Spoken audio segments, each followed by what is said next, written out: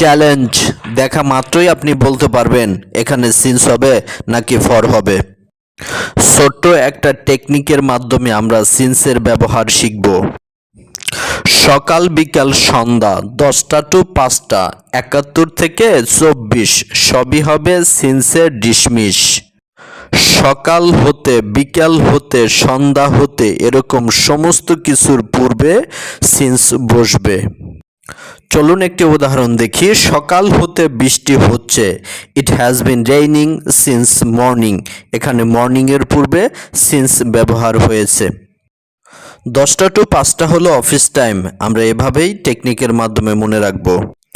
সে 5টা হতে লিখতেছে, ইংরেজি হবে he has been writing since 5 PM। এখানে 5 PM এর পূর্বে সিন্স ব্যবহার হয়েছে।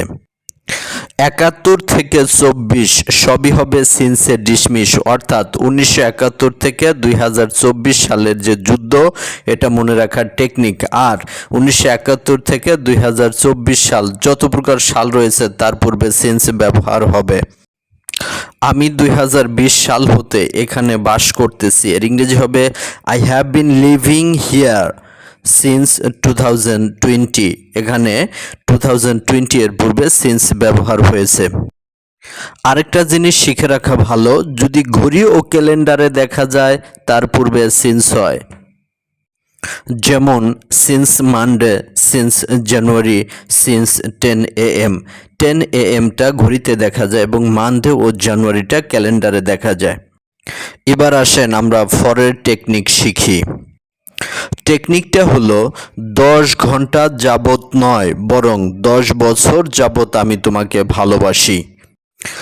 কোনো কাজ যদি 10 ঘন্টা যাবত, 10 বছর যাবত, 15 বছর যাবত এরকম বোঝায়, তাহলে তার পূর্বে প্রেপোজিশন ফর বসবে।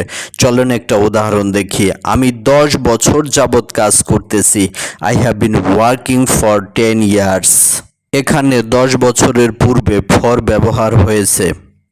এবার আমরা বিভিন্ন পরীক্ষায় আসছে এরকম কিছু প্রশ্নের সমাধান করব, দেখি পারি কিনা।